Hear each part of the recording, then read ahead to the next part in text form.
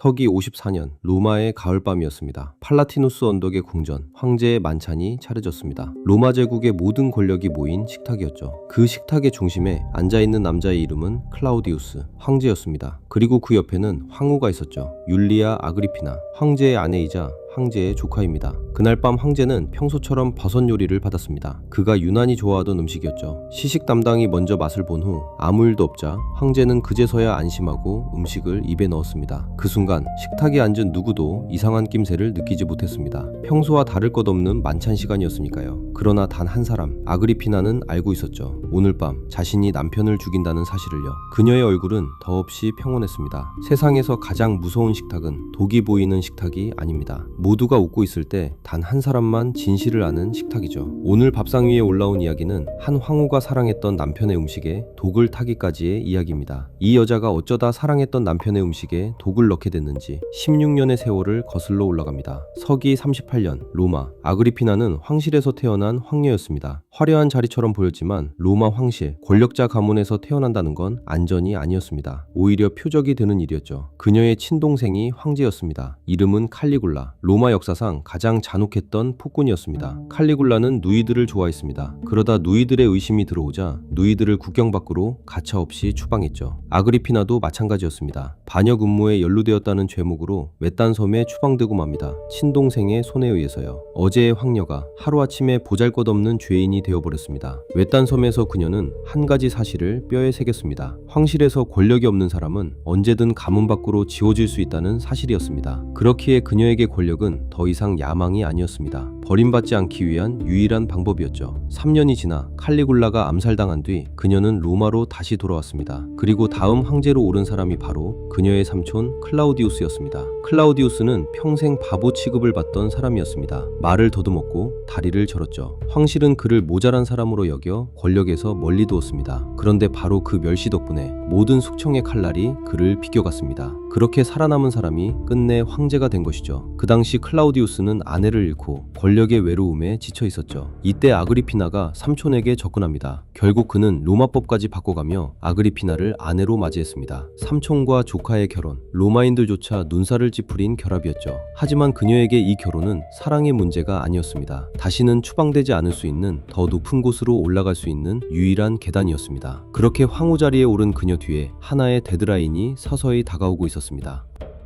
아그리피나에게는 친아들이 하나 있었는데 전 남편 사이에서 낳은 아들 네로였습니다. 그녀의 모든 계획은 자신의 친아들을 황제로 올리는 것이었습니다. 그래야만 풍요로운 노년의 삶까지 보장받을 수 있었으니까요. 그녀는 남편 클라우디우스를 끝내 설득해 아들 네로를 황제의 양자로 들였습니다. 문제는 클라우디우스에게도 이미 친아들이 있었다는 점이었죠. 브리타니쿠스, 황제의 핏줄을 이은 누구보다도 정당한 후계자였습니다. 두 명의 소년입니다. 한 명은 황제의 친아들, 한 명은 황후의 친아들. 황제가 살아있는 한 저울은 어느 쪽으로든 기울 수 있었습니다. 그리고 그 시간이 다가오고 있었습니다. 브리타니쿠스가 곧 성년을 맞을 참이었습니다. 로마의 소년은 14살 무렵에 토가, 비릴리스라 불리는 성인의 옷을 입을 수 있었습니다. 성인이 된다는 선언이자 황위를 이을 자격을 갖췄다는 신호였죠. 브리타니쿠스가 그 옷을 입는 순간 네로의 자리는 위태로워집니다. 아그리피나에게 남은 시간은 길지 않았죠. 그녀의 선택은 하나였습니다. 남편을 죽이는 것. 아무도 의심하지 않을 방법으로 말이죠. 여기서 아그리피나는 무서운 계획을 세웁니다. 그녀는 황제의 독살만을 계획한 것이 아니라 황제를 지켜야 할 마지막 사람들까지 자신의 사람으로 매수했습니다. 그 시절 독살로는 황제를 암살할 수가 없었죠. 독을 막는 완벽한 제도가 있었습니다. 시식 담당입니다. 황제의 입에 들어갈 모든 음식을 한 사람이 먼저 맛보는 것입니다. 그가 멀쩡하면 안전한 음식이었습니다. 그 시식을 맡은 사람의 이름은 할로투스, 황제의 목숨을 매일 자기 혀로 지켜내던 환관이었죠. 그런 그가 황후의 편에 섰습니다. 노예에게 황제의 죽음은 영 와닿지 않는 이야기였으니까요. 그러나 다음 권력자가 누가 될 것인가의 문제는 당장 자기 목숨이 걸린 문제였죠. 그래서 그는 더 나은 미래를 위해 아그리피나와 손을 잡았습니다. 맹독을 만든 사람은 로쿠스타, 독약 다루는 솜씨로 악명 높던 여자였죠. 본래 사형을 기다리던 죄수였습니다. 죽음을 코앞에 둔 그녀에게 그 독 다루는 재주가 유일한 생존 전략이 됩니다. 황후의 일을 맡는 대가로 그녀는 목숨을 건졌습니다. 아그리피나는 그녀에게 특별한 주문을 했습니다. 단번에 죽이는 강한 독이 아니라 서서히 정신을 흐리게 만드는 독을 만들라는 것이었습니다. 황제가 갑자기 쓰러지면 의심을 살 테니 말이죠. 며칠 앓다 죽어야 자연스러운 노안으로 치부할 수 있기 때문이었습니다. 그렇게 독은 황제가 가장 좋아하던 음식 위에 올랐습니다. 버섯이었습니다. 독은 버섯의 한쪽에만 발렸고 시식 담당 할로투스는 독이 없는 쪽을 맛봅니다. 이후 황제는 독이 발린 쪽을 먹게 되었죠. 황제를 지켜야만 했던 제도가 황제를 죽이는 가장 완벽한 알리바이가 된 순간이었습니다.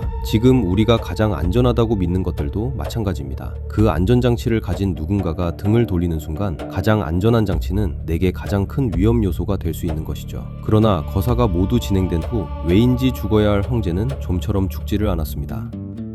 클라우디우스의 몸은 곧 무너지기 시작했죠. 계획대로였습니다. 그러나 황제는 끝내 죽지 않았습니다. 두 가지가 어긋났습니다. 하나는 루쿠스타가 만든 독이 생각보다 약했다는 것입니다. 서서히 죽이려다 보니 한 번에 끝내기엔 독성이 모자랐던 것이죠. 다른 하나는 클라우디우스의 오랜 습관이었습니다. 그는 과식한 뒤 깃털로 목구멍을 간지려 토하는 버릇이 있었습니다. 로마 귀족들이 즐기던 방식이었죠. 그날도 역시 그는 토해냈고 몸 안에 스며든 독의 일부가 함께 빠져나갔습니다. 황제가 다시 살아날 기미를 보이자 만찬장의 공기가 아주 차가워졌습니다. 아그리피나에게는 등골이 서늘한 순간이었습니다. 황제가 깨어나 진실을 알아차리면 죽는 것은 그녀일 테니까요. 이때 한 사람이 나섰습니다. 황제의 주치 크세노폰이었습니다. 그는 오랫동안 황제의 몸을 돌봐온 사람이었습니다. 황제의 생명을 지키는 것이 그의 일이었고 누구보다 황제의 몸을 잘 알고 있었죠. 그가 황제에게 다가가 토하는 것을 돕겠다며 목구멍에 깃털을 대신 넣어줬습니다. 늘 하던 치료처럼 말이죠. 그러나 그 깃털에까지 독이 발려 있었습니다. 황제를 살리는 손이 한순간에 죽이는 손이 된 것입니다. 황제의 몸을 가장 잘 아는 의사가 그 알을 마지막 일격에 쓴 셈이죠. 클라우디우스는 결국 숨을 거뒀습니다. 이 이야기에서 가장 서늘한 부분은 황제는 마지막 순간까지 자신을 죽인 것이 아내라는 사실을 몰랐다는 점입니다. 평생 바보 취급을 받다가 황제 자리까지 오른 사람이었지만 로마를 다스릴 만큼의 영리한 사람이었죠. 그러나 그 영리함도 바로 옆에 앉은 아내의 얼굴은 읽지 못했습니다. 가장 똑똑한 사람도 자기 식탁 위의 배신은 보지 못합니다. 가장 가까이 있는 사람을 우리는 의심하지 않으니까요. 남편이 마지막까지 몰랐다는 사실, 그 무지가 이번 완전범죄의 가장 잔인한 완성이었습니다. 남편을 죽여 아들을 황제로 올린 그녀의 이야기는 여기서 끝나지 않습니다. 클라우디우스가 죽은 직후 아그리피나의 아들 네로가 황제 자리에 올랐죠. 그녀의 계획은 완벽하게 이루어진 듯 보였습니다. 이 네로가 바로 우리가 아는 그 네로입니다. 훗날 불타는 로마를 바라보았다고 전해지는 황제, 로마 역사상 가장 악령 높은 폭군으로 남은 그 네로 말이죠. 황후는 이제 황제의 어머니가 됐습니다. 한때 동생에게 도망치듯 살아온 그녀가 이제는 로마 권력의 정점에 선 셈이죠. 그러나 남편의 잔에 독을 탔던 그 손은 5년 뒤 비참한 결말을 맞이하게 됩니다. 서기 59년 황제가 된 네로에게는 이제 어머니가 거추장스러운 존재가 됐습니다. 그리고 그는 친어머니에게 자객을 보냅니다. 남편을 죽여가면서까지 황제로 올린 친아들의 손에 아그리피나는 죽임을 당하고 맙니다. 남편의 잔에 독을 탄 그 손은 5년 뒤 아들이 보낸 칼 앞에서 멈췄습니다. 권력을 위해 사랑을 버린 사람이 결국 그 권력에게 버려진 것이죠. 화려한 식탁 위에는 늘 누군가의 두려움도 함께 차려져 있습니다. 밥상 위에 올라온 은밀한 역사 한입, 역사 밥상이었습니다. 다음 밥상에서 다시 만나요. 오늘도 시청해주셔서 감사합니다.